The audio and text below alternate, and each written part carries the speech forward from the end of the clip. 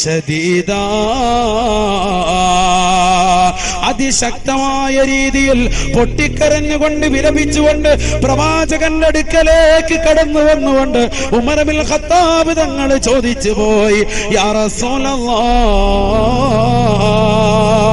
യാ റസൂലല്ലാഹ് ഫിദാക അബീ വ ഉമ്മീ ഫിദാക അബീ വ ഉമ്മീ.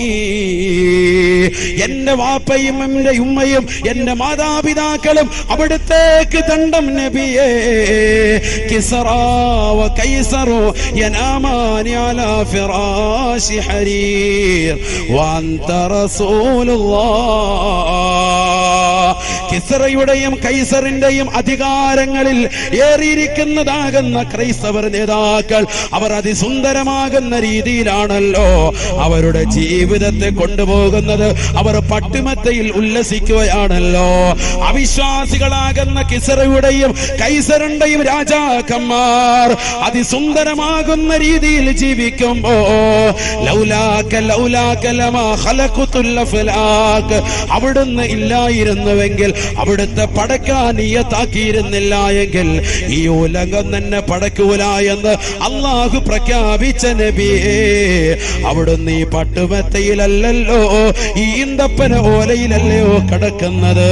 ഇതെനിക്ക് സഹിക്കുന്നില്ല എന്ന് ഉമർ ഇബ്നുൽ ഖത്താബ് തങ്ങളെന്ന പ്രവാചക പ്രേമി പറഞ്ഞു പോയപ്പോ ഹബീബായ നബി തങ്ങള് ഉമർ ഇബ്നുൽ ഖത്താബ് തങ്ങളെ ചേർത്ത് പിടിച്ചുകൊണ്ട് പൊട്ടിക്കരയുന്ന ഉമറിന്റെ കാതിനോട് പറയുകയാ, ഉലൈക ഖൗമുൻ ഉജ്ജിലത് ലഹും സവാബു ദുനിയാ വലനൽ ആഖിറ വലനൽ ആഖിറ. എന്റെ മുന്നിലിരിക്കുന്ന അഴീക്കോടുള്ള എത്രയെത്ര ഉമ്മമാർക്ക് ഇതുപോലെ കഥകൾ പറയാനുണ്ടാവും. ഉസ്താദേ, വീട്ടിൽ പട്ടിണിയാണ്, ദാരിദ്ര്യമാണ്, പ്രയാസമാണ്,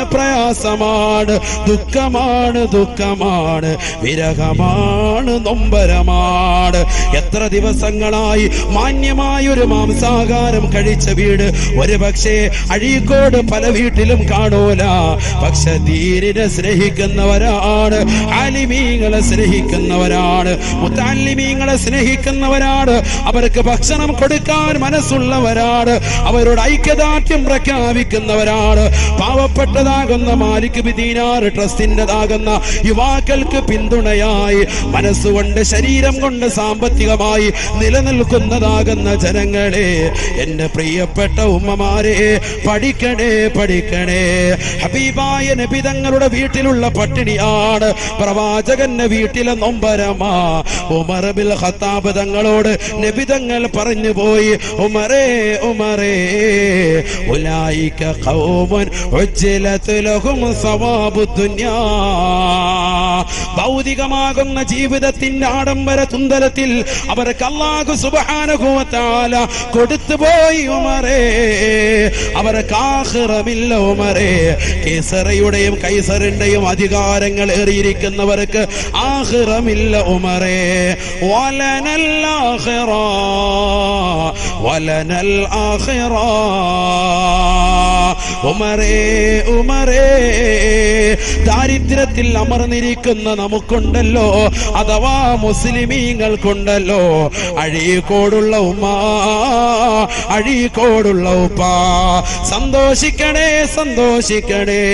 സമ്പത്ത് കുറയുന്നതിൽ നമ്മൾ പരിഭവം പറയേണ്ടതില്ല, നമ്മൾ പ്രയാസപ്പെടേണ്ടതില്ല. നബി പറയുകയാണ്, വലനൽ ആഖിറ. സാമ്പത്തിക പരാധീന അനുഭവിക്കുന്നതാകുന്ന മുസ്ലിമീങ്ങളെ റസൂലുള്ള പഠിപ്പിക്കുകയാ, വലനൽ ആഖിറ, നമുക്കാണ് സ്വർഗമുള്ളതെന്ന് നബിയുനാ റസൂലുള്ളാഹി സല്ലല്ലാഹു അലൈഹി വസല്ലം. അല്ലാഹു തൗഫീഖ് തരട്ടെ. എന്നോട് ഒരുപാട് ആളുകൾ, പ്രത്യേകിച്ച് സഹോദരിമാരുടെ ഭാഗത്ത് നിന്ന് കഴിഞ്ഞ വർഷം വന്നതിന് ശേഷം ഒരുപാട് സഹോദരിമാര് കരഞ്ഞുകൊണ്ട് പറഞ്ഞത് ദാരിദ്ര്യത്തിന്റെ വിഷയം. വളരെ ബുദ്ധിമുട്ട്. സഹോദരങ്ങളാണെങ്കിൽ കച്ചവടമില്ല, പ്രയാസമില്ല. പക്ഷെ എന്നാൽ അതേപോലെ തന്നെ ഒരുപാട് ആളുകൾ വിളിച്ചിട്ടും പറഞ്ഞു, ഉസ്താദ് എന്ന ലാ ഹൗല എന്ന ദിക്ർ ഞങ്ങൾ ചെല്ലിയിട്ട് ഒരുപാട് പ്രയാസങ്ങൾ മാറിയിട്ടുണ്ട്. അള്ളാഹു തൗഫീഖ് തരട്ടെ. ഒരുപാട് പ്രശ്നങ്ങൾ മാറിയിട്ടുണ്ട്. ഞങ്ങളൊക്കെ കടലുകൊണ്ട് ജീവിക്കുന്ന ആളുകളാണ്, കൂലിപ്പണിക്കാരായ ആളുകളുണ്ട്. അവർക്കൊക്കെ റാഹത്ത് കിട്ടിയിട്ടുണ്ട് ലാ ഹൗല എന്ന ദിക്ർ. അത് ഞാൻ പറഞ്ഞതല്ല, ആര് പറഞ്ഞതാ? ബഹുമാനപ്പെട്ട റസൂലുള്ളാഹി. ലാ ഹൗല കൻസും മിൻ കുനൂസിൽ ജന്ന, സ്വർഗ്ഗത്തിൽപ്പെട്ട നിധിയാണ് എന്ന് മുഹമ്മദ് റസൂലുള്ളാഹി. അത് അനുഭവിച്ചറിയണം എന്ന് പറഞ്ഞാൽ ചെല്ലി അറിഞ്ഞാലേ അറിയുള്ളൂ. തഴവ ഉസ്താദിന്റെ ഭാഷയിൽ പറഞ്ഞാൽ അതൊരു ലേഹ്യമാണ്. ഇത് ഡെയിലി കഴിക്കേണ്ട ലേഹ്യവുമാണ്, മുടങ്ങാതെ കഴിക്കേണ്ടതാകുന്ന ലേഖ്യാണ്. അള്ളാഹു തൗഫീഖ് തരട്ടെ.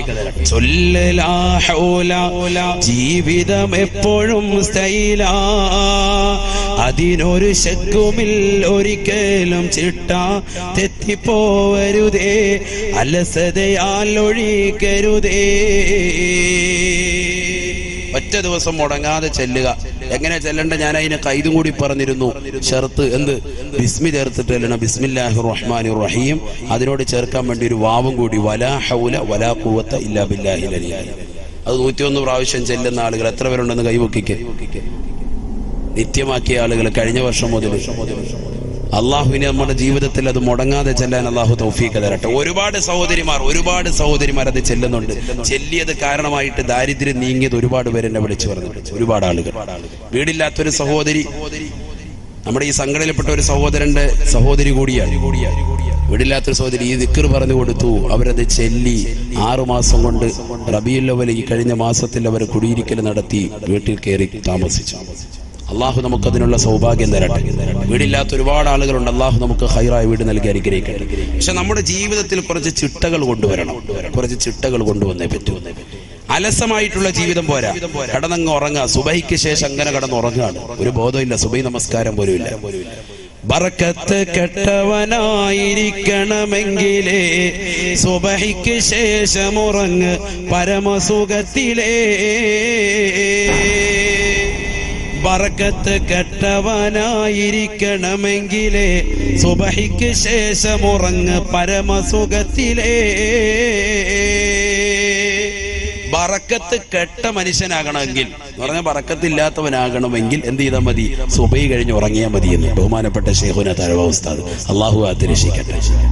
അഥവാ സുബഹി നമസ്കാരം കഴിഞ്ഞിട്ട് ആ ഉദയം, നമ്മുടെയൊക്കെ പള്ളിയിൽ നമ്മൾ എഴുതി വെച്ചിട്ടില്ലേ, ഉദയം 6:25 അല്ലെങ്കിൽ 6:27, 6:30 ഇങ്ങനെ സമയം കാണും അല്ലേ? നമ്മൾ മനസ്സിലാക്കി എന്താ ഇത്? ഈ ഉദയം മനസ്സിലാക്കിയിട്ട് പലരും എന്താ വല്ല യാത്രയ്ക്ക് പോകുന്നുണ്ടോ? ഈ ഉദയം എഴുതാൻ കാരണം അതുവരെ സുബഹി നമസ്കാരം കഴിഞ്ഞിട്ട് അതുവരെ ഇരുന്നു കൊണ്ട് ദിക്ർ ചെല്ലുന്നവർക്ക് വലിയ ശ്രേഷ്ഠതയാണ്, വലിയ പവിത്രതയാണ്. അള്ളാഹു തൗഫീഖ് തരട്ടെ. നമ്മുടെ ദിക്റും ഔറാദും ഒക്കെ ആ സമയത്തൊക്കെ കൊണ്ട് വെച്ചാൽ വലിയ മഹത്വമാണ്. അള്ളാഹു തൗഫീഖ് തരട്ടെ. യാസീൻ സൂറത്ത് ഓതാം, ഇദാ വഖഅത് സൂറത്ത് ഓതാം, അർ-റഹ്മാൻ ഓതാം, തബാറക സൂറത്ത് ഓതാം. സബ്ഉൽ മുൻജിയാത്ത് എന്നറിയപ്പെടുന്ന രക്ഷയുടെ കവാടങ്ങളാകുന്ന സൂക്തങ്ങളെ പഠിപ്പിച്ചിട്ടുണ്ട് പ്രവാചകൻ. ആ സൂറത്തുകൾ ഓതാം. ആ സമയത്ത് ഓതി കഴിഞ്ഞാൽ പെട്ടെന്ന് ആ സമയം കഴിഞ്ഞു. അരമണിക്കൂർ 3/4 മണിക്കൂർ ഉണ്ടാവുള്ളൂ. ഈ ഉദയ സമയം വരെ ഉറങ്ങാൻ പാടില്ല. സുബഹി നമസ്കരിച്ചിട്ട് ഉദയ സമയം വരെ ഉറങ്ങാൻ പാടില്ല. ഒരാൾക്ക് ക്ഷീണമുണ്ട്, യാത്രയിൽ ക്ഷീണമാണ്, അദ്ദേഹം ആ സമയത്തിന് ശേഷം ഉറങ്ങലാണ് നല്ലത്.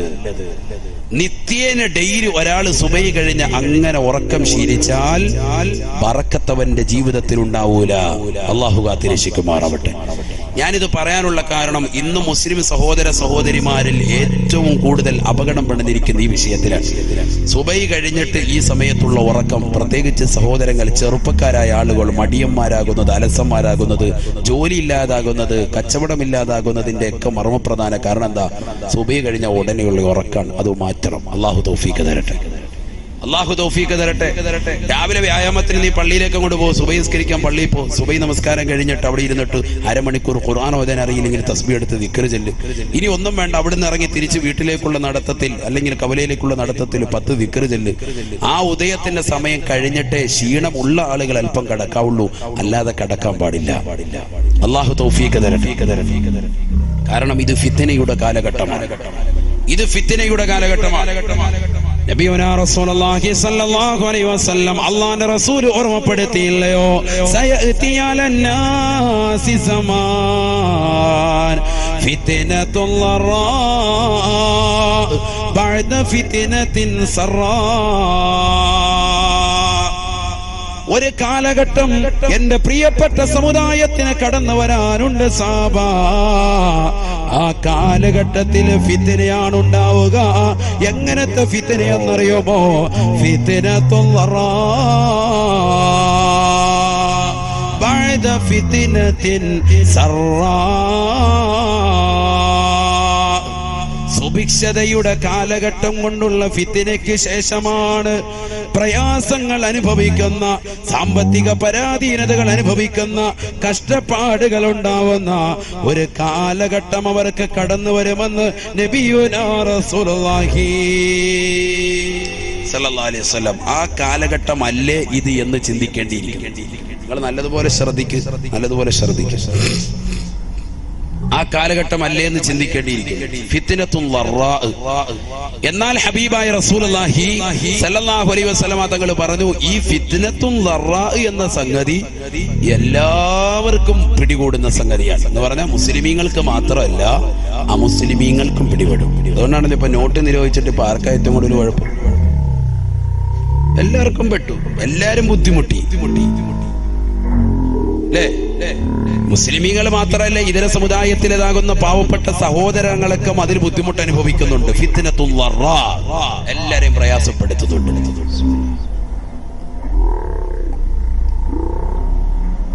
ഇപ്പൊ ന്യൂ ഇയറിന്റെ തന്നെ വാർത്ത എന്താ? പെട്രോളിനും ഡീസലിനും വില കൂട്ടി.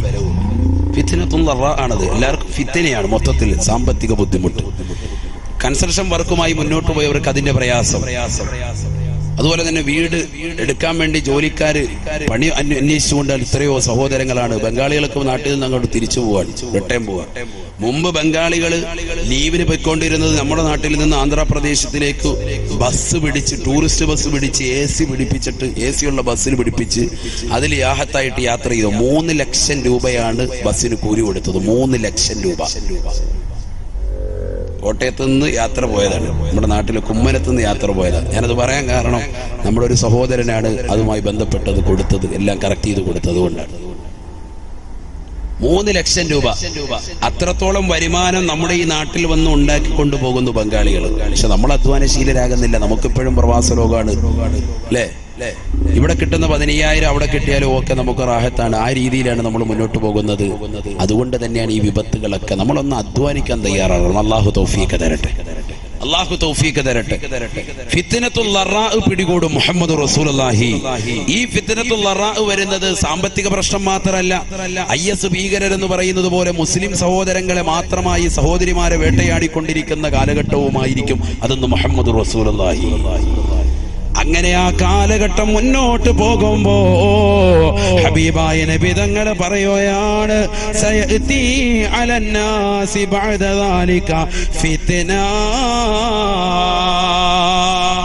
ഫിത്നത്തുൽ ദറായിലൂടെ സുഭിക്ഷതയുടെ കാലഘട്ടത്തിന് ശേഷമുള്ള ദറാഉൽ ബുദ്ധിമുട്ടിൻ്റെതാകുന്ന പ്രയാസത്തിന്റെ കാലഘട്ടം ജനങ്ങൾക്ക് വന്ന് നിൽക്കുമ്പോ ഒരു ഫിത്ന കൂടി കടന്നു വരും സാബാ. ഫിത്നത്തുൻ അമിയാ സമ്മാ. കണ്ണും കാതും അടപ്പിക്കുന്ന ഫിത്നയായിരിക്കും അതെന്ന് നബിയുനാ റസൂലുള്ളാഹി. കണ്ണും കാതും അടപ്പിക്കുന്ന ഫിത്നയാണ് രണ്ടാമതായി കടന്നു വരിക. നമ്മൾ ചിന്തിച്ചു നോക്ക്. ഞാൻ വെറുതെ പറയല്ല, നമ്മുടെ ഈ കാലഘട്ടത്തിന്റെ അവസ്ഥ ചിന്തിച്ചു നോക്ക്. ഒരു 25 കൊല്ലം മുമ്പ് ഇങ്ങോട്ട് 80 അല്ലെങ്കിൽ 85 കാലഘട്ടം മുതൽ 2010 വരെയുള്ള കാലഘട്ടത്തിൽ സുഭിക്ഷതയായിരുന്നു. വീടില്ലാത്ത പലർക്കും വീട് വെക്കാൻ തൗഫീഖ് കിട്ടി. റാഹത്താകുന്ന രീതിയിൽ ജീവിതം മുന്നോട്ട് കൊണ്ടുപോയി. വിവാഹ ജീവിതം നടന്നു. ആ വിവാഹ ജീവിതത്തിൽ സാലിഹ്യങ്ങളാവുന്ന മക്കളായി. നല്ലൊരു വാഹനമുള്ളവരുണ്ട്, നല്ല വീട് വെച്ചവരുണ്ട്, നല്ല കുടുംബം, നല്ല അന്തരീക്ഷത്തിൽ പോകുന്നവരുണ്ട്, ബിസിനസ് റാഹത്തായ നിലയിൽ പോകുന്നവരുണ്ട്. ആ ഒരു കാലഘട്ടമായിരുന്നു. അതുകൊണ്ട് തന്നെ ഒരു ഓട്ടോ വിളിച്ചിട്ട് 90 രൂപയുടെ ഓട്ടോ ആയിട്ടുള്ളെങ്കിലും 100 രൂപ അങ്ങോട്ട് ഓട്ടോക്കാരന് കൊടുക്കും അല്ലെ? 10 രൂപ നീ വെച്ചോ എന്ന് പറയും. അതാണ് സുഭിക്ഷത. അല്ലാഹുവിന്റെ റസൂൽ പറഞ്ഞത് അങ്ങനെ ഒരു കാലഘട്ടം ഉണ്ടാകും. അത് ഫിത്നയാണ്. മുഹമ്മദ് റസൂലുള്ളാഹി. സുഭിക്ഷതയുടെ ഒരു കാലഘട്ടത്തിന് ശേഷം പിന്നീട് വരുന്നതാണ് ഫിത്നത്തുൽ ദറാ, ബുദ്ധിമുട്ടുള്ള കാലഘട്ടം. മുഹമ്മദ് റസൂലുള്ളാഹി. ഞാൻ പറഞ്ഞത് വെറുതെ അല്ല. എത്ര ജോഡി ചെരുപ്പ്, എത്ര ജോഡി ഡ്രസ്സുകൾ സുഭിക്ഷതയായിരുന്നു. എവിടെ നോക്കിയാലും ആഹാരം ഇഷ്ടം പോലെ വാരി വിതറുകയാണ്. ആഴ്ചയിൽ ഒരു ദിവസമെങ്കിലും മാംസാഹാരം കൊടുക്കണം കുടുംബത്തിനെന്ന് പഠിപ്പിച്ച മതമാണ് പരിശുദ്ധ ശരീഅത്തുൽ ഇസ്ലാം. അത് വ്യക്തമായി രേഖപ്പെടുത്തിയ ഗ്രന്ഥമാണ് ഫത്ഹുൽ മുഈൻ. ആഴ്ചയിൽ ഒരു ദിവസം കുടുംബത്തിന് മാംസാഹാരം കൊടുത്തിരിക്കണം എന്ന് പറഞ്ഞ ആ ഗ്രന്ഥത്തെ നമ്മൾ വിലയിരുത്തുക മാത്രമല്ല, ഡെയിലി വീട്ടിലേക്ക് മാംസാഹാരം കടന്നു വരുന്ന ഒരു അന്തരീക്ഷമായിരുന്നു ഈ കഴിഞ്ഞ 10 വർഷം അല്ലെങ്കിൽ 20 വർഷം നമുക്കുണ്ടായിരുന്നു. എല്ലാ ദിവസവും നമ്മൾ മീൻ വാങ്ങും, എല്ലാ ദിവസവും ഇറച്ചി വാങ്ങും. എന്നാൽ ഇനി ഒരു ഫിത്നയുടെ കാലഘട്ടത്തിലേക്കാണ് നമ്മൾ പോയിക്കൊണ്ടിരിക്കുന്നത്. ആര് പറയാൻ? മുഹമ്മദ് റസൂലുള്ളാഹി സ്വല്ലല്ലാഹി അലൈഹി വസല്ലം തങ്ങൾ പറയുന്നു, ഫിത്നത്തുൻ ലറാ, സാമ്പത്തികപരമായി പ്രയാസം, ശാരീരികപരമായി പ്രയാസം, ജോലിയില്ലാത്ത അവസ്ഥ, മൊത്തത്തിൽ സാമ്പത്തിക ബുദ്ധിമുട്ട്, അങ്ങനെ വരെ സാമ്പത്തിക മാന്ദ്യം പിടികൂടുകയാണ്. ഇങ്ങനെ മുന്നോട്ട് പോകുമ്പോഴാണ് അടുത്ത ഫിത്ന വരുന്നത്. അതേതാ ഫിത്ന? ഫിത്നത്തുൻ അമിയാഉ സമ്മാ, കണ്ണും കാതും അടപ്പിക്കുന്ന ഫിത്നയായിരിക്കും അതെന്ന് നബിയുനാ റസൂലുള്ളാഹി, ഹബീബായ റസൂലുള്ളാഹി സ്വല്ലല്ലാഹു അലൈഹി വസല്ലമ തങ്ങൾ തന്റെ പ്രിയപ്പെട്ട അനുയായികളോട് മിമ്പറിൽ കൈവച്ചുകൊണ്ട് പറയുകയാണ്, സഹാബാ, ഈ ഫിത്ന മുസ്ലിമീങ്ങൾക്ക് മാത്രമാ. ഫിത്നത്തുൽ ലറാ, അഥവാ സാമ്പത്തിക പ്രശ്നങ്ങൾ ലോകർക്ക് മുഴുവനും ഉണ്ടാവുമെങ്കിൽ ഫിത്നത്തുൻ അമിയാഉ സമ്മാ, കണ്ണും കാതും അടപ്പിക്കുന്ന ഫിത്ന മുസ്ലിമീങ്ങൾക്ക് മാത്രമായിരിക്കും ഉണ്ടാവുക എന്ന് നബിയുനാ റസൂലുള്ളാഹി. അഥവാ മുസ്ലിമീങ്ങൾ കൈകാലിട്ടടിച്ചുകൊണ്ട് രക്ഷിക്കണേ എന്ന് ലോകത്തോട് യാചിച്ചാലും കേണപേക്ഷിച്ചാലും ഒരാള് പോലും അവരെ കേൾക്കൂല, ഒരാള് പോലും അവരെ കണ്ടെന്ന് വരുത്തൂല. കണ്ടില്ലയോ നിങ്ങൾ മ്യാൻമറിലെ റോഹിംഗ്യൻ മുസ്ലിമീങ്ങൾ, പാവപ്പെട്ടതാകുന്ന സഹോദരങ്ങൾ അവരുടെ ശരീരത്തിലേക്ക് കുന്തം കുത്തിയിറക്കിയിട്ട് പച്ചയ്ക്ക് കൊണ്ടുവന്നിട്ട് കത്തിക്കുന്നത് കണ്ടില്ലയോ? അവരുടെ ശരീരത്തിലേതാകുന്ന അവയവങ്ങൾ ഇഞ്ചിഞ്ചായി മുറിച്ചത് കണ്ടില്ലയോ? കുടൽമാല വെളിയിലേക്ക് ചാടിച്ചത് കണ്ടില്ലയോ? വാട്സാപ്പിലും ഫേസ്ബുക്കിലുമായിട്ട് അതിന്റെ ഫോട്ടോകൾ കൊണ്ട് നിറഞ്ഞില്ലയോ? മുസ്ലിമേ, മുസ്ലിമേ, ആ പാവപ്പെട്ടതാകുന്ന മുസ്ലിമീങ്ങൾ അവരെ സഹായം അപേക്ഷിച്ചിട്ട് പോലും ഒരു അറബ് ലീഗ് അവരെ സഹായിക്കാനില്ല, ഒരു ഐക്യരാഷ്ട്ര സഭ അവരെ തിരിഞ്ഞു നോക്കാനില്ല, ഒരു ആള് പോലും ആ പാവപ്പെട്ട മുസ്ലിമീങ്ങളുടെ രോദനം കേൾക്കാൻ ഇല്ലേ ഇല്ല. ഇതാണ് പ്രവാചകൻ പറഞ്ഞത്. ഒരു കാലഘട്ടം കടന്നു വരും സഹാബാ, ഫിത്നത്തുൻ അമിയാഉ സമ്മാ, കണ്ണും കാതും അടപ്പിക്കുന്ന ഫിത്നയായിരിക്കും അത്. അന്ന് മുഅ്മിനീങ്ങൾ വിളിച്ച് കേണപേക്ഷിച്ചാലും ഒരാൾ പോലും രക്ഷയ്ക്ക് വരൂല എന്ന് നബിയുനാ റസൂലുള്ളാഹി സ്വല്ലല്ലാഹു അലൈഹി വസല്ലം. അല്ലാഹുവിന്റെ റസൂൽ പറയാ, ഫൈദാ ഖീല ഇൻഖലത് തമാദത്, ഫൈദാ ഖീല ഇൻഖലത് തമാദത്. പലരും പറയും ആ പ്രശ്നമൊക്കെ തീർന്നു, കെട്ടടങ്ങി, IS ഭീകരം എന്നുള്ള വർത്താനമൊക്കെ ഇപ്പൊ ഇല്ല എന്നൊക്കെ പറയും. പക്ഷേ തമാദത്ത്, അതിങ്ങോട്ട് പറഞ്ഞു തീരേണ്ട താമസം അത് നീണ്ടു നീണ്ടു കിടക്കും. മുഹമ്മദ് റസൂലുള്ളാഹി, അത് മാറിപ്പോകൂല. ഇത് ആരൊക്കെ മാത്രമേ ഉണ്ടാവുള്ളൂ? ഉറക്കെ പറയും മനുഷ്യന്മാർ, ആർക്ക് മാത്രമേ ഉള്ളൂ? മുസ്ലിമീങ്ങൾക്ക് മാത്രം. ആരായി പറയുന്നത്? നബിയുനാ റസൂലുള്ളാഹി. അള്ളാന്റെ റസൂല് പറയാ, എത്രത്തോളം അന്ന് ഈ ഫിത്ന നിങ്ങൾക്ക് കടന്നു വന്നിട്ടില്ല എങ്കിൽ, മുസ്ലിമീങ്ങൾക്ക് വന്നിട്ടില്ല എങ്കിൽ അവരുടെ അംഗത്തെ പറ്റി അവർ പ്രത്യേകം ശ്രദ്ധിക്കട്ടെ എന്ന് പറഞ്ഞാൽ, ഞാൻ മുസ്ലിമാണോ എന്ന് ഓരോരുത്തരും ഒന്ന് ചിന്തിക്കേണ്ടിയിരിക്കുന്നു. ആ സമയത്ത് അവർക്ക് ആ ഫിത്ന വന്നിട്ടില്ല എങ്കിൽ എന്ന് മുഹമ്മദ് റസൂലുള്ളാഹി. മുസ്ലിമീങ്ങൾക്ക് അത് വരും എന്നാണ് മുഹമ്മദ് റസൂലുള്ളാഹി സ്വല്ലല്ലാഹി അലൈഹി വസല്ലം തങ്ങൾ പറയുന്നത്. അത് പ്രശ്നങ്ങൾ കെട്ടടങ്ങി എന്ന് പറഞ്ഞാലും തമാദത്ത് വീണ്ടും വീണ്ടും അത് നീണ്ടു നിൽക്കും. മുഹമ്മദ് റസൂലുള്ളാഹി. لا ينجو منها إلا من نجا كدعاء الغريق في البحر. എന്റെ പ്രിയപ്പെട്ട അഴുക്കോട് ജട്ടിയിലുള്ള പ്രിയപ്പെട്ട ഉമ്മമാരോട്, എന്റെ പ്രിയപ്പെട്ട സഹോദരങ്ങളോട്, ആയിരക്കണക്കാകുന്ന വിശ്വാസികളോട് കുമ്മനം ഉസ്താദിന് ഒന്ന് മാത്രമേ ഓർമ്മപ്പെടുത്താനുള്ളൂ. ഇത് പറഞ്ഞു തരാൻ പ്രവാചകൻ നമുക്കിന്നില്ല. ഇത് പറഞ്ഞു തരാൻ ഇന്ന് ഉലമാക്കളെയുള്ളൂ, പണ്ഡിതന്മാരെയുള്ളൂ. അള്ളാഹുവിന്റെ അമ്പിയാക്കളുടെ അനന്തരാവകാശികളാകുന്ന ഉലമാക്കളെ ഇത് പറഞ്ഞു തരാനുള്ളൂ. ഹബീബായ നബി തങ്ങൾ പറയുകയാണ്, സഹാബാ സഹാബാ ലാ യൻജൂ മിൻഹാ ഇല്ലാ മൻ ദആ കദ്വാഇൽ ഗരീഖി ഫിൽ ബഹരി. സമുദ്രത്തിൽ കടന്നുകൊണ്ട് എന്നെയൊന്ന് രക്ഷിക്കണേ, എന്നെയൊന്ന് രക്ഷിക്കണേ, എന്നെയൊന്ന് കരകയറ്റണേ എന്ന് നീന്തലറിയാത്ത മനുഷ്യൻ കടന്നുകൊണ്ട് അവന്റെ ജീവൻ അപകടത്തിൽ പെടുന്ന സമയത്ത് നിലവിളിച്ചുകൊണ്ട് ദുആ ഇറക്കുന്നത് പോലെ പൊട്ടിക്കരഞ്ഞുകൊണ്ട് ദുആ ഇറക്കുന്ന മുഅ്മിനല്ലാതെ രക്ഷപ്പെടൂല എന്ന് നബിയുനാ റസൂലുള്ളാഹി.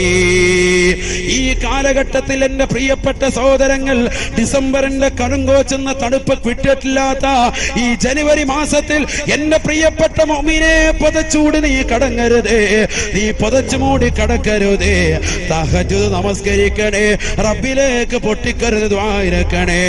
ഹബീബായ റസൂലുള്ളാഹി സ്വല്ലല്ലാഹു അലൈഹി വസല്ലമ തങ്ങൾ തന്റെ പ്രിയപ്പെട്ട അനുയായികളോട് ഓർമ്മപ്പെടുത്തുകയാണ്, പാവപ്പെട്ട മുസ്ലിമീങ്ങളെ മാത്രമായി ലക്ഷ്യമിട്ടുകൊണ്ട് ഒരു ഫിത്ന കടന്നു വരാനുണ്ട് സാബ, ഒരു ഫിത്ന കടന്നു വരാനുണ്ട് സാബ.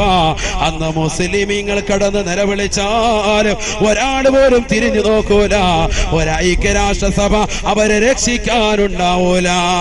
ഹബീബായ റസൂലുള്ളാഹി സ്വല്ലല്ലാഹു അലൈഹി വസല്ലമ തങ്ങൾ പിന്നീട് വീണ്ടും ഓർമ്മപ്പെടുത്തുകയാണ്, പ്രവാചകരും ഓർമ്മപ്പെടുത്തുകയാണ്, നിങ്ങൾ പൊട്ടിക്കരഞ്ഞുകൊണ്ട് റബ്ബിലേക്ക് ദുആ ചെയ്താലല്ലാതെ ആ സമയത്ത് രക്ഷപ്പെടില്ല എന്ന് നബിയുനാ റസൂലുള്ളാഹി സ്വല്ലല്ലാഹു അലൈഹി വസല്ലം. അതുകൊണ്ടാണ് ഞാൻ ഈ ദുആഅക്ക് ആദ്യം നിങ്ങൾക്ക് ഓർമ്മപ്പെടുത്തിയത്. നരകത്തെ കാവലുള്ളതാകുന്ന ഈ ദുആഅക്ക് നമ്മുടെ ജീവിതത്തിൽ നിത്യമാക്കണം. അല്ലാഹു തൗഫീഖ് തരട്ടെ. അല്ലാഹുവിന്റെ റസൂൽ പറഞ്ഞു, ഈ കാലഘട്ടത്തിൽ തന്നെയാണ് മുസ്ലിമീങ്ങളുടെ കൈകളിലിരിക്കുന്നതാകുന്ന ഇസ്ലാമിക രാഷ്ട്രമാകുന്ന തുർക്കി നഷ്ടപ്പെടുക. മുഹമ്മദ് റസൂലുള്ളാഹി. തുർക്കി ആരുടെ രാഷ്ട്രമാണ് ഇപ്പം? ഞാൻ എന്റെ പ്രസംഗത്തിൽ തന്നെ അത് പറഞ്ഞു, എന്നിട്ട് നിങ്ങൾക്ക് ശ്രദ്ധിച്ചില്ലേ? മുസ്ലിങ്ങളുടെ കയ്യിലിരിക്കാൻ. കുറച്ച് ലോകാര്യം പറയാൻ പോകുന്നു, ശ്രദ്ധിച്ചോ. ഇനി ഒരു നടക്കാൻ പോകുന്ന ഒരു സംഗതി ആയതുകൊണ്ടാണ് ഇത് പറയാൻ പോകുന്നത്. ഹബീബായ റസൂലുള്ളാഹി സ്വല്ലല്ലാഹു അലൈഹി വസല്ലം 1400 വർഷം മുമ്പ് അവിടുത്തെ സുന്ദരമായ നാവിലൂടെ ഓർമ്മപ്പെടുത്തുകയാണ്, തുർക്കി നഷ്ടപ്പെടുമത്രേ, മുസ്ലിമീങ്ങളുടെ കയ്യിലിരിക്കുന്ന തുർക്കി നഷ്ടപ്പെടുമത്രേ. റസൂലുള്ളാഹി ഈ കണ്ണും കാതുമടപ്പിക്കുന്ന ഫിത്ന ഇങ്ങനെ നിലനിൽക്കുമ്പോ ഇന്ന് മുസ്ലിമീങ്ങളുടെ കയ്യിലിരിക്കുന്ന ഈ തുർക്കി നഷ്ടപ്പെടുമെന്ന് ആര് പറയാ? നബിയുനാ റസൂലുള്ളാഹി. അതൊന്ന് ശ്രദ്ധിക്കണം. അത് ശ്രദ്ധിക്കുന്ന സഹോദരങ്ങൾ, ഇതര സമുദായത്തിലെ സഹോദരങ്ങൾ എന്റെ ഈ ശബ്ദം ശ്രവിക്കുന്നുണ്ടെങ്കിൽ ഈ വാക്ക് പുലരുമ്പോ ഇൻഷാ അല്ലാഹ് ഒരു മുസ്ലിമീങ്ങളാകും. അല്ലാഹു തൗഫീഖ് തരട്ടെ. കാരണം റസൂലുള്ള 1400 വർഷം മുമ്പ് പറഞ്ഞു വെച്ചതല്ലേ, അതിപ്പോ നമ്മളിപ്പോ വെളിപ്പെടുത്തി. ഇപ്പൊ മുസ്ലിമീങ്ങളുടെ കയ്യിലുള്ള ഈ രാഷ്ട്രം നഷ്ടപ്പെടുമെന്ന് മുഹമ്മദ് റസൂലുള്ളാഹി നമ്മുടെ കയ്യിൽ നിന്ന് പോകും. അതൊരു ചെറിയ സംഭവമല്ല, ഇനി വരാനിരിക്കുന്ന ഒരു സംഭവമാണ്. തുർക്കി 2 പ്രാവശ്യം മുസ്ലിമീങ്ങൾ പിടിച്ചടക്കി. 2ാമത്തെ പ്രാവശ്യമാണ് ഇപ്പൊ നമ്മുടെ കയ്യിലുള്ളത്. ഒന്ന് സ്വഹാബത്തിന്റെ കാലഘട്ടത്തിൽ പിടിച്ചടക്കിയിട്ടുണ്ട്. സ്വഹാബത്തിന്റെ കാലഘട്ടത്തിൽ പിടിച്ചെടുത്തിട്ടുണ്ട്. ഹബീബായ റസൂലുള്ളാഹി സ്വല്ലല്ലാഹു അലൈഹി വസല്ലം തന്റെ പ്രിയപ്പെട്ട അനുയായികളോട് പറഞ്ഞില്ലയോ, സ്വഹാബാ, അടുത്ത സമയത്ത് തന്നെ നിങ്ങൾ തുർക്കി പിടിച്ചെടുക്കുമേ, തുർക്കി നിങ്ങൾ പിടിച്ചെടുക്കുമേ, അതിൽ നിങ്ങൾ അണിചേരണേ, അത് വലിയ കൂലിയുള്ളതാണെന്ന് നബിയുനാ റസൂലുള്ളാഹി. ആ ധർമ്മസമരത്തിന് വേണ്ടി അനുയായികൾ പോകുമ്പോ അബൂ അയ്യൂബുൽ അൻസാരി റളിയല്ലാഹു തആല അൻഹു അതിന്റെ നേതൃപടവും അലങ്കരിച്ചിരുന്നു അത്രേ. അബൂ അയ്യൂബുൽ അൻസാരി റളിയല്ലാഹു അൻഹുവിന്റെ നേതൃത്വത്തിലാണ് തുർക്കി പിടിച്ചെത്തി. ആരാ അബൂ അയ്യൂബുൽ അൻസാരി റളിയല്ലാഹു അൻഹു? അദ്ദേഹത്തിന്റെ വീട്ടുമുപ്പടിക്കലാണ് അള്ളാന്റെ റസൂലിന്റെ ഒട്ടകം വന്ന് മുട്ടുകുത്തിയത്. പണ്ട് നമ്മൾ മദ്രസയിൽ പഠിച്ച ചരിത്രമാണ്. അള്ളാന്റെ റസൂൽ സല്ലല്ലാഹു അലൈഹി വസല്ലമ തങ്ങൾ പലായനം ചെയ്ത് കടന്നു വരുമ്പോ അബൂ അയ്യൂബ് അൽ അൻസാരിയുടെ വീട്ടുപടിക്കലാണ് ഒട്ടകം മുത്തുകുട്ടിയത്. ആ അബൂ അയ്യൂബ് അൽ അൻസാരി റളിയല്ലാഹുവിന്റെ കാര്യമാണ് നമ്മൾ ഈ പറയുന്നത്. അദ്ദേഹം ഈ തുർക്കി പിടിച്ചെടുക്കുന്നതിനുള്ള സഹാബത്തിന്റെ കൂടെ പോവുകയും വിജയശ്രീ ലാളിതരായി തുർക്കി അവരുടെ കയ്യിൽ അഥവാ ഇസ്ലാമിക രാഷ്ട്രമാവുകയും ചെയ്തു. നീ തെറ്റിദ്ധരിക്കരുത്, എന്റെ വാക്ക് കേട്ടിട്ട് തുറുക്കി പിടിച്ചെടുക്കാന്ന് പറഞ്ഞാൽ ഇവിടെ വാളും പരിചയമായിട്ട് പോയി തലവെട്ടിക്കളഞ്ഞ് കൈകാലുകൾ ഛേദിച്ചിട്ട് അംഗവൈകല്യം ഉണ്ടാക്കുക എന്ന അർത്ഥത്തിലല്ല നമ്മുടെ പിടിച്ചെടുക്കൽ എന്ന് പറഞ്ഞാൽ. ഇത് ധർമ്മസമരമാണ്. മുസ്ലിമീങ്ങളുടെ പിടിച്ചെടുക്കൽ എന്ന് പറഞ്ഞാൽ ഇസ്ലാമികമാകുന്ന ആശയങ്ങളും ആദർശങ്ങളും ആ സമുദായത്തിൽ, ആ ജനങ്ങളിൽ സ്വാതന്ത്ര്യം ഉണ്ടാക്കി കൊടുക്കുക. അതാണ് പിടിച്ചെടുക്കുക എന്ന് പറഞ്ഞതിന്റെ വാക്ക്.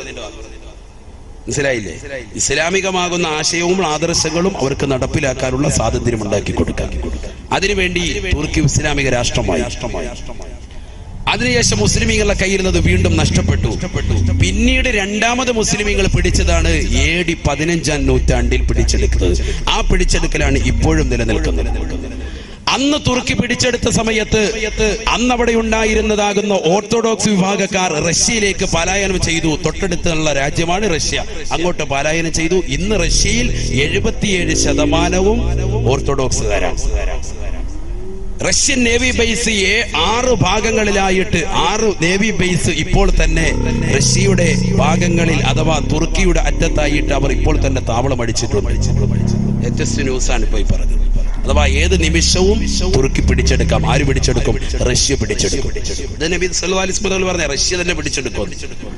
നബി സല്ലല്ലാഹു അലൈഹി വസല്ലം പറഞ്ഞു. അള്ളാഹു മനസ്സിലാക്കാൻ തൗഫീഖ് തരട്ടെ. അള്ളാഹിന്റെ റസൂൽ പ്രവചിച്ച വചനങ്ങളാണ് ഞാൻ ഈ പറയുന്നത്. നിങ്ങൾ ശ്രദ്ധിക്കണം. ഇനി നടക്കാൻ പോകുന്ന സംഭവം. എന്തെങ്കിലും ഒരു ദിവസം പത്രം എടുത്ത് നോക്കിയിട്ട് യുദ്ധം തുടങ്ങാണ്, റഷ്യയും തുർക്കിയും തമ്മിൽ യുദ്ധം. അപ്പൊ നിങ്ങൾ മനസ്സിലായി ഉസ്താദ് പറഞ്ഞ സംഭവം എത്തിയിട്ടുണ്ട്, നിങ്ങൾക്ക് തിരിയും. ആരാ ഇത് പറഞ്ഞിരിക്കുന്നത്? മുഹമ്മദ് റസൂലുള്ളാഹി. ഇത് വന്നതിന് ശേഷം പിന്നെ ആയത്തോ ദിവസവും കാര്യമില്ലല്ലോ. അതുകൊണ്ടാണ് ഇത് ആദ്യം കൊണ്ട് ഓർമ്മപ്പെടുത്തത്. ഇത് ചിലപ്പോൾ അടുത്ത കൊല്ലം എന്ന് പറയാൻ വരുമ്പോൾ സംഭവം ചിലപ്പോൾ നടന്നിട്ടുണ്ടെങ്കിൽ പിന്നെ അന്ന് ആയത്തോ ദിവസം ഓതി പറഞ്ഞാൽ നിങ്ങൾക്ക് അതിന്റെ കാര്യമില്ല. ഇനി മുതൽ നിങ്ങൾ ശ്രദ്ധിച്ചിരിക്കും. ഇൻഷാ അല്ലാഹ് അല്ലാഹു തൗഫീഖ് തരട്ടെ. ഏതാ തുർക്കി? ഇന്ന് തുർക്കിയിലെ ഇസ്താംബൂളിൽ വെടിവെപ്പുണ്ടായി. നിശാ ക്ലബ്ബിൽ വെടിവെപ്പുണ്ടായിട്ട് 39 പേര് മരിച്ചു എന്ന് പ്രമുഖ പത്രങ്ങളിൽ രേഖപ്പെടുത്തിയിട്ടുണ്ട്. മുത്തശ്ശി പത്രങ്ങളിലൊക്കെ ഉണ്ട്, ഫ്രണ്ട് പേജിലുണ്ട്. പലരും ദർശിച്ചിട്ടുണ്ടാവും. ആ തുർക്കിയിൽ. കാരണം എന്താ? അവിടെ ഇപ്പോൾ അനിസ്ലാമികത കടന്നു വരുന്നു. നിശാ ക്ലബ്ബുകൾ, രാത്രി സമയത്തുള്ളതാകുന്ന പാട്ടും കൂത്തുകൾ കടന്നു വന്നു. അതുകൊണ്ട് തന്നെ അത് മുസ്ലിമീങ്ങളുടെ കയ്യിൽ നഷ്ടപ്പെടും. ദീനില്ല, ദീൻ നഷ്ടപ്പെടുകയാണ് അവിടെ. ദീൻ നഷ്ടപ്പെടുമ്പോ അല്ലാഹു സുബ്ഹാനഹു വ തആല ദീനില്ലാത്ത ആളുകളുടെ മേൽ അത് ദീനപ്പെടുത്താണ്. ഇങ്ങനെ തുർക്കി നഷ്ടപ്പെട്ടുകൊണ്ട് ജനങ്ങൾ മുഴുവനും പ്രയാസത്തിലാ. ലോകത്തുള്ള മുഴുവൻ മുസ്ലിമീങ്ങളും പ്രയാസത്തിലാണ്. എല്ലാവരും സാമ്പത്തികമായി പരാധീന അനുഭവിച്ചു കൊണ്ടിരിക്കുമ്പോഴാണ് പരിശുദ്ധമാക്കപ്പെട്ടതാകുന്ന മക്കയില് മഖാം ഇബ്രാഹിമിന്റെ ചാരത്തൊരു മനുഷ്യൻ വരിക. അദ്ദേഹത്തിന്റെ അടുക്കലേക്ക് ജനങ്ങൾ ഓടിച്ചെല്ലും അത്രേ. അദ്ദേഹത്തിന്റെ കൈക്ക് പിടിച്ചുകൊണ്ട് മദീനക്കാര് ബൈഅത്ത് ചെയ്യുമത്രേ. പിന്നെ മക്ക വന്നുകൊണ്ട് ബൈഅത്ത് ചെയ്യുമത്രേ. പിന്നെ ഇറാഖികൾ ബൈഅത്ത് ചെയ്യുമത്രേ. പിന്നെ ലോകത്തുള്ള മുഴുവൻ മുസ്ലിമീങ്ങളും അദ്ദേഹത്തെ ഖലീഫയായി പ്രഖ്യാപിക്കുമത്രേ. അദ്ദേഹത്തിന്റെ പേരാണ് മഹദി ഇമാമെന്ന് നബിയുനാ റസൂലുള്ളാഹി. യുആതിഉ ഇസ്മി ബിസ്മിഹി വയസ്മു അബീഹി باسم أبي من أولاد فاطمة من سلالة حسن. ഹബീബായ റസൂലുള്ളാഹി സ്വല്ലല്ലാഹു അലൈഹി വസല്ലം തങ്ങൾ തന്റെ പ്രിയപ്പെട്ട അനുയായികളോട് ഓർമ്മപ്പെടുത്തുകയാണ്. സഹാബത്തെ മഹദി ഇമാം കടന്നു വരുന്ന സമയമാ. അദ്ദേഹം പരിശുദ്ധമാക്കപ്പെട്ട ഹറം ഷരീഫിൽ മഖാം ഇബ്രാഹിമിന്റെ സ്ഥലത്ത് വന്നുകൊണ്ടിരിക്കുമെന്ന് നബിയുനാ റസൂലുള്ളാഹി. മിൻ ഔലാദി ഫാത്തിമ. മദീനക്കാരനാണ് ബഹുമാനപ്പെട്ട മഹദി ഇമാം. എന്റെ മകളാകുന്ന ഫാത്തിമയുടെ മക്കളിൽപ്പെട്ടതാണ്. മിൻ സുലാലത്തി ഹസൻ. ഹസനിന്റെ പേരക്കുട്ടിയാണ്. ഹസനിന്റെ പരമ്പരയിൽപ്പെട്ടതാണെന്ന് നബിയുനാ റസൂലുള്ളാഹി. യുആതിഉ ഇസ്മി ബിസ്മിഹി. എന്റെ പേര് അദ്ദേഹത്തിന്റെ പേരുമായി സാമ്യമുള്ളതാണ്, അഥവാ മുഹമ്മദ് എന്നായിരിക്കുമെന്ന് നബിയുനാ റസൂലുള്ളാഹി. വൈസ്മു അബീഹി ബിസ്മി അബീ. അദ്ദേഹത്തിന്റെ വാപ്പാന്റെ പേര് എന്റെ വാപ്പാന്റെ പേരിനോട് സാമ്യമുള്ളതാണ്, അഥവാ അബ്ദുള്ള എന്നായിരിക്കുമെന്ന് നബിയുനാ റസൂലുള്ളാഹി. പക്ഷെ മഹദിമാമിന് ആ സമയത്ത് എത്ര വയസ്സുണ്ടാകും? 40 വയസ്സുണ്ടാകും. മഹദിമാമിന് മഹദിമാമാണെന്ന് അറിയണമെങ്കിൽ വയസ്സെത്ര ആകണം? 40 ആകണം. അതുകൊണ്ടാണ് അത്രയും വൈകിയത്. മഹദിമാം ഇപ്പൊ വന്നിട്ടുണ്ടോ, ജനിച്ചിട്ടുണ്ടോ? അല്ലാഹു അഅലം. ഒരു ഫാത്തിഹ ഡെയിലി ഓതിക്കോളി. അള്ളാഹുവരുടെ മദത് നൽകി അനുഗ്രഹിക്കുമാറാവട്ടെ. കാരണം എന്താ, 40 കൊല്ലം കഴിയുമ്പോഴേ ആർക്ക് മഹദിമാമിന് മഹദിമാമാണെന്ന് തിരിച്ചറിവുണ്ടാവുള്ളൂ. അന്ന് മക്കയുടെ ഒരു സൈഡിൽ വന്ന് അദ്ദേഹം ഇരിക്കും. പരിശുദ്ധമാക്കപ്പെട്ട റുക്നുൽ യമാനിന്റെയും മഖാം ഇബ്രാഹിമിന്റെ ഇടയിലായിരിക്കും അദ്ദേഹം വന്നിരിക്കുക എന്ന് മുഹമ്മദ് റസൂലുള്ളാഹി. ഒരു രാത്രിയിലായിരിക്കും അത്. ആ രാത്രിയിൽ ജനങ്ങൾ മുഴുവനും, അഥവാ ആദ്യമായിട്ട് മദീനക്കാർ, പിന്നെ മക്കക്കാർ, പിന്നെ ഇറാഖികൾ, പിന്നെ ലോകത്തുള്ള മുഴുവൻ മുസ്ലിമീങ്ങളും വന്ന് അദ്ദേഹത്തെ ബൈഅത്ത് ചെയ്യും. നബിയുനാ റസൂലുള്ളാഹി. മനസ്സിലാക്കുന്നുണ്ടോ?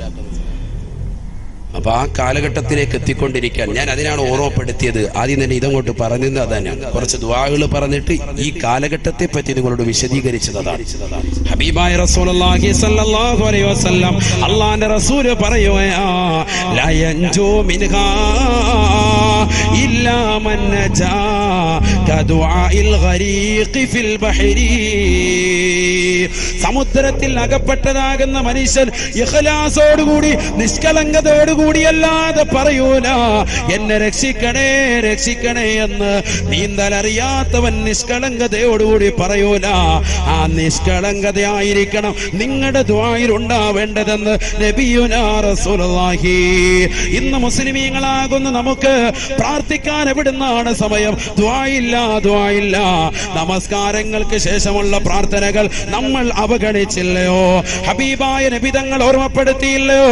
സഹാബത്തെ സഹാബത്തെ സലാസു ദഅവാതിൻ മുസ്തജാബ. 3 പ്രാർത്ഥനകൾക്ക് വല്ലാതെ ഉത്തരം ലഭിക്കുന്നതാ. 3 പ്രാർത്ഥനകൾക്ക് വല്ലാത്ത ഉത്തരം ലഭിക്കുന്നതാണ്.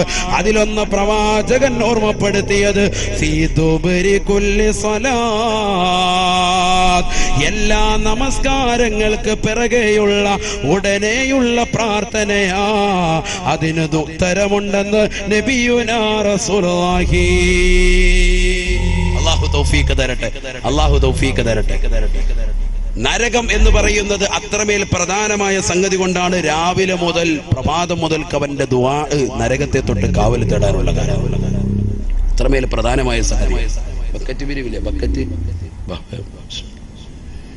എല്ലാവരും നൽകി ലാസ്റ്റ് ദിവസമല്ലേ? അതുകൊണ്ട് ഇൻഷാ അല്ലാഹ് എല്ലാവരും കാര്യമായിട്ട് അല്ലാഹു തൗഫീഖ് നൽകട്ടെ. നമ്മുടെ സ്വതക്കെ അല്ലാഹു സ്വീകരിക്കുമാറാവട്ടെ, കബൂലാക്കുമാറാവട്ടെ. എല്ലാ വിഷമങ്ങളും പ്രയാസങ്ങളും അല്ലാഹു നീക്കി തരട്ടെ. അപകടങ്ങളെ തൊട്ട്, ദുരിതങ്ങളെ തൊട്ട്, വിപത്തുകളെ തൊട്ട് അല്ലാഹു കാത്തുരക്ഷിക്കട്ടെ. ബിസ്മില്ലാഹിർ റഹ്മാനിർ റഹീം. വേഗം കൊടുക്കും. ബിസ്മില്ലാ. എല്ലാ സഹോദരങ്ങളും സഹോദരിമാരും ഇത് ലാസ്റ്റ് ദിവസം കൊണ്ട് നിങ്ങളൊക്കെ കാര്യമായിട്ട് എല്ലാവരും സഹകരിക്കും ഇൻഷാ അല്ലാഹ്. ഇന്നലെ വരെ 50 ഇട്ടവർ ഇന്ന് മാറ്റി പിടിക്കും, 100 ആക്കി ഇൻഷാ അല്ലാഹ്. സാമ്പത്തിക ഭദ്രത നൽകും ഇൻഷാ അല്ലാഹ്. അല്ലാഹു തൗഫീഖ് തരട്ടെ. അതിനുള്ള ദിക്ർ ഞാൻ നിങ്ങൾക്ക് നൽകിയിട്ടുണ്ട്. ലാ ഹൗല. അത് എത്ര ചെല്ലാവോ അത്രയും നിങ്ങൾ വർദ്ധിപ്പിക്കുക. അല്ലാഹു നമുക്ക് സാമ്പത്തിക ഭദ്രത നൽകി അനുഗ്രഹിക്കുമാറാവട്ടെ. ഹലാലായ സാമ്പത്തികം അല്ലാഹു നൽകി അനുഗ്രഹിക്കട്ടെ. നല്ല വീട് അല്ലാഹു നമുക്ക് നൽകി അനുഗ്രഹിക്കട്ടെ. നമ്മുടെ മക്കളെ അല്ലാഹു സാലിഹീങ്ങൾ ഉൾപ്പെടുത്തട്ടെ, ആബിദീങ്ങൾ ഉൾപ്പെടുത്തട്ടെ. എല്ലാ വിഷമങ്ങളും പ്രയാസങ്ങളും അല്ലാഹു നീക്കി തരട്ടെ. ഏത് നിയ്യത്തുകൾ വെച്ചുകൊണ്ട് നമ്മൾ ഇടുന്നോ ആ നിയ്യത്തുകളൊക്കെ അല്ലാഹു സാധൂകരിച്ചു തരട്ടെ. നമ്മുടെ രോഗങ്ങൾ അല്ലാഹു പരിപൂർണ്ണ ശമനമാക്കട്ടെ. ക്യാൻസർ എന്ന് പറയുന്ന മാരകമായ രോഗത്തിന് അടിമപ്പെട്ടുകൊണ്ടാണ് നമ്മുടെ ഈ നാട്ടിലുള്ള ഒരുപാട് സഹോദര സഹോദരിമാർ. അല്ലാഹു പരിപൂർണമായി രോഗശമനം നൽകി അനുഗ്രഹിക്കുമാറാവട്ടെ. ആഫിയത്ത് അല്ലാഹു നൽകി അനുഗ്രഹിക്കുമാറാവട്ടെ. എല്ലാ വിഷമങ്ങളും പ്രയാസങ്ങളും അല്ലാഹു നീക്കി തരട്ടെ. ഇൻഷാ അല്ലാഹ് എല്ലാവരും കാര്യമായി സഹകരിക്കും. നരകം അത്രമേൽ പ്രധാനമായ സംഗതി ആയതുകൊണ്ടാണ് അതിനെ ഇത്രത്തോളം ദുആകൾ ഉലമാക്കൾ രേഖപ്പെടുത്തിയിട്ടുള്ളത്. പരിശുദ്ധ തിരുനബി മുഹമ്മദ് റസൂലുള്ളാഹി സ്വല്ലല്ലാഹു അലൈഹി വസല്ലം തങ്ങൾ പഠിപ്പിച്ചിട്ടുണ്ട്.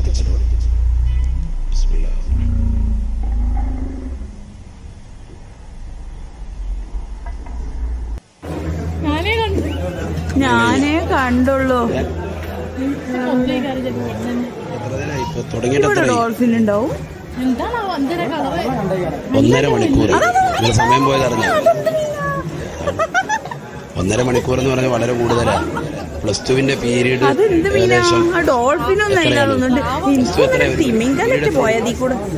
സ്കൂളിൽ പോയിട്ട് വേണ്ട ഞങ്ങളോട് +2 പീരീഡ് എത്രയാണ്? അല്ലേ? 1 മണിക്കൂറാണ്.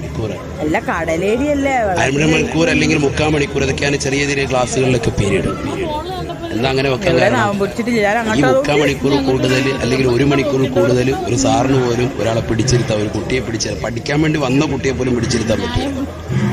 മനസ്സിലായില്ല? അവനെ ശ്രദ്ധ പിടിച്ചിരുത്തണമെന്ന് വെച്ചാൽ പാടാണ്. അതുകൊണ്ട് അങ്ങനെ വെച്ചത്. അപ്പൊ നമ്മൾ ഭയങ്കരമായിട്ട് ചില സാറുമാര് കയറി വരുമ്പോൾ, ചില ടീച്ചർമാരെ കയറി വരുമ്പോൾ നമ്മൾ ദ്വാരക്കും പഠിച്ചവനെ ഈ കടുംപെട്ടാണ് വന്ന് ഇവരെങ്ങനെങ്കിലും ഒന്ന് ഒഴിവാക്കി തന്നെ റഹ്മാനെ യാസീനൊക്കെ ഓതി മാലിക് ബിൻ ദിനാർ റളിയല്ലാഹു അൻഹു യാസീനൊക്കെ ഓതിയിട്ട് ഇങ്ങനെ ഇരിക്കാൻ. അപ്പോൾ ഈ ടീച്ചർ ഇറങ്ങിപ്പോയി അല്ലേ? 1 മണിക്കൂർ ആകുമ്പോഴത്തേക്ക് ഇവർ ഇറങ്ങിപ്പോയി. പോയിട്ടുണ്ട്. ഇവര് സയൻസാണ് പഠിപ്പിച്ചുകൊണ്ടത്. പിന്നെയും കയറി വന്നേക്കാ വീണ്ടും. ഇതെന്താ? അത് മാത്സിന്റെ ടീച്ചറില്ല, ഇനി മാത്സ് എന്റെ വക, ഞാനാ പഠിപ്പിക്കുന്നത്. ഇവരെ ഒരു വിധത്തിൽ യാസീനോതി ഒഴിവാക്കിയതാ, പിന്നെയും കയറി വന്നേക്കാ ഇവര്. പിന്നെ ഹത്ത് ഓതേണ്ടി വരും.